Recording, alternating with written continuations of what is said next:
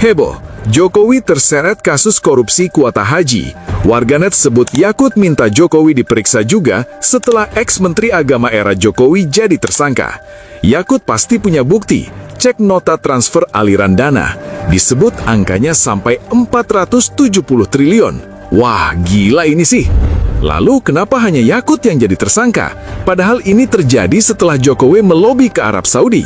Mari kita usut tuntas bersama-sama. Koordinator Masyarakat Anti Korupsi Indonesia, Boyamin Saiman, menilai mantan Presiden Joko Widodo menjadi figur kunci dalam polemik kuota haji Indonesia. Menurutnya penambahan kuota haji yang diperoleh Indonesia tidak terlepas dari peran langsung Jokowi yang melakukan lobi kepada kerajaan Arab Saudi. Korupsi atau KPK yang saat ini tengah menangani kasus soal dugaan korupsi kuota haji. Jadi beberapa waktu lalu KPK sudah melakukan pemeriksaan terhadap mantan Menteri Agama Yakut Kholil Qomas. Dan terbaru, KPK mencegah Yakut Kholil Qomas untuk bepergian ke luar negeri. Selain Yakut, KPK juga mencegah 2 orang lainnya. Juru bicara KPK Budi Prasetyo menyatakan bahwa pencegahan ini dilakukan dalam rangka penyidikan kasus dugaan korupsi terkait kuota haji 2024 yang terjadi di Kementerian Agama.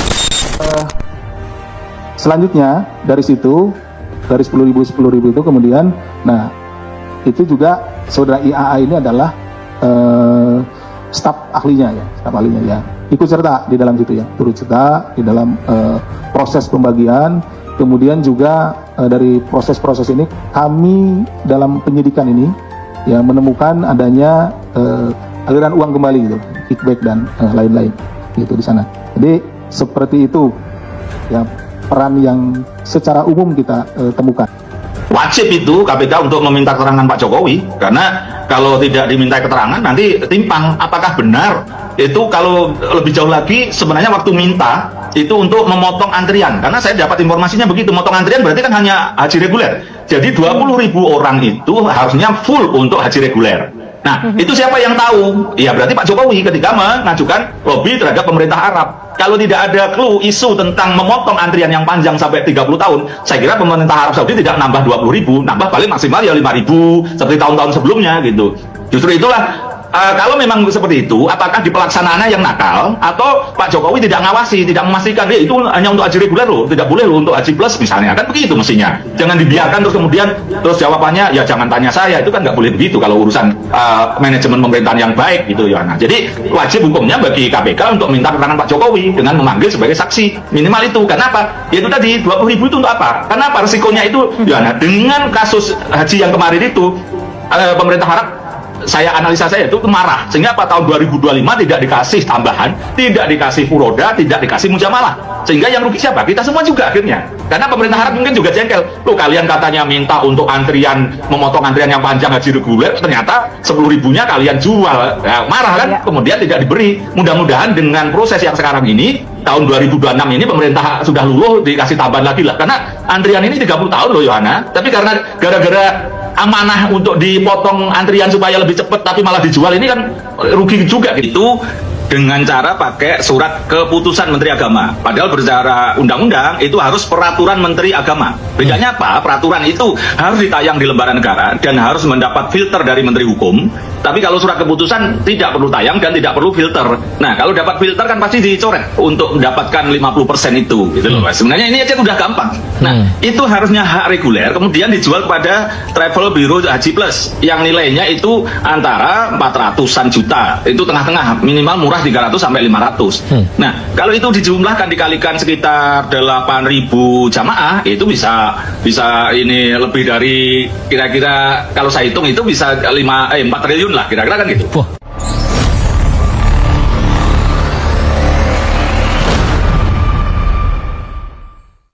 Kasus korupsi kuota haji yang menyeret mantan Menteri Agama Yakut Kholil Qomas bukan sekadar skandal birokrasi. Ini bukan cerita menteri nakal, staf khusus serakah, atau biro travel rakus. Ini adalah skandal kekuasaan. Hari ini kita tidak sedang bicara soal teknis haji. Kita tidak sedang bicara soal birokrasi. Kita bahkan tidak sedang bicara soal menteri agama semata. Hari ini kita bicara soal kekuasaan. Tentang siapa yang bermain, siapa yang dilindungi, dan siapa yang dikorbankan. Karena untuk pertama kalinya, nama Joko Widodo, Presiden ke-7 Republik Indonesia muncul langsung dalam konstruksi perkara yang dijelaskan oleh pejabat KPK sendiri. Bukan gosip, bukan buzzer, bukan narasi liar. Dan sejak saat itu, publik berhenti percaya bahwa ini hanya ulah Yakut. Tambahan kuota haji 20.000 itu tidak jatuh dari langit. Kuota itu datang setelah Jokowi terbang ke Arab Saudi. Kuota itu datang setelah pertemuan tingkat tinggi dengan otoritas Saudi. Dan KPK menegaskan, kuota itu diberikan kepada negara, bukan kepada Menteri Agama. Masalahnya bukan pada tambahan kuota, masalahnya apa yang terjadi setelah kuota itu turun. Undang-undang jelas, 92% haji reguler, 8% haji khusus. Namun apa yang dilakukan Yakut? Dibagi 50-50, 10.000 reguler, 10.000 khusus. Ini bukan sekadar melanggar aturan, ini membunuh harapan ratusan ribu jemaah miskin yang sudah menunggu 15-25 tahun. Kuota yang seharusnya menjadi harapan jutaan rakyat kecil dipreteli, dipangkas, dialihkan. Dari reguler ke khusus, dari rakyat ke pasar, dari ibadah ke bisnis. Dan anehnya, pelanggaran hukum ini berlangsung tanpa alarm dari istana. Di titik ini, publik mulai bertanya dengan nada yang tidak lagi sopan. Apakah Yakut sebodoh itu berani memainkan kuota internasional tanpa merasa aman secara politik? Atau pertanyaan yang lebih keras, apakah Yakut hanya pion? Karena dalam politik, tidak ada kejahatan besar tanpa rasa aman. Dan rasa aman itu tidak datang dari staf khusus. Dan disinilah publik mulai bertanya, apakah keputusan sepenting ini diambil sendirian oleh seorang menteri? Atau jangan-jangan ada rasa aman karena ada perlindungan politik di belakangnya? Artinya jelas, kalau kuota itu milik negara, maka kepala negaranya tidak bisa cuci tangan. KPK sudah bicara soal kickback, sudah bicara soal aliran uang, sudah bicara soal peran travel haji. Dan warganet, ya, warganet, mulai menghubungkan titik-titik yang selama ini dipisahkan secara paksa. Muncul dugaan bahwa aliran dana tidak mungkin berhenti di Yakut, bisa saja ke rekening Jokowi, bahwa ada jalur ke atas, bahwa Yakut pasti menyimpan bukti. Bahkan muncul angka yang membuat siapapun merinding, 470 triliun. Apakah angka ini sudah diverifikasi? Belum. Apakah ini klaim hukum? Tidak. Tapi pertanyaan yang jauh lebih penting, mengapa publik sampai berani menyebut angka sebesar itu?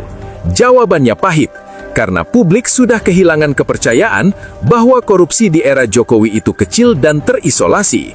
Setiap kali menteri era Jokowi jatuh, polanya sama. Menteri diseret, staf dikorbankan, presiden aman, istana diam. Apakah Jokowi tidak tahu? Atau tahu tapi membiarkan?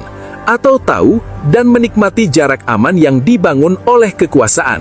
Ini bukan tuduhan, ini pertanyaan yang wajib dijawab dalam negara hukum. Dan jawaban itu tidak cukup dengan konferensi pers, tidak cukup dengan klarifikasi satu arah, tidak cukup dengan buzzer. Jawabannya hanya satu, periksa Jokowi. Memeriksa Jokowi bukan kriminalisasi, memeriksa Jokowi bukan balas dendam politik, memeriksa Jokowi justru kewajiban moral KPK. Karena jika Jokowi benar-benar bersih, pemeriksaan akan mengakhiri semua spekulasi. Nama Jokowi akan pulih, sejarah akan mencatatnya sebagai presiden yang tidak kebal hukum. Tapi jika Jokowi tidak pernah disentuh, jika namanya hanya muncul lalu dilenyapkan, maka pesan yang sampai ke rakyat sangat jelas. Hukum hanya tajam ke bawah, kekuasaan tetap suci. Dan disitulah kemarahan publik menjadi sah. Karena ini bukan soal politik elit, ini soal hak ibadah rakyat kecil yang dirampas. Soal orang tua yang meninggal sebelum berangkat haji karena kuotanya dialihkan ke mereka yang bisa bayar mahal. Jika benar ada uang haram di balik kuota ini, jika benar ada aliran dana berlapis, maka ini bukan sekadar korupsi. Ini penistaan terhadap ibadah. Dan jika KPK berani, jika negara ini masih punya nyali, maka tidak boleh ada satu nama pun yang dikecualikan, termasuk Joko Widodo.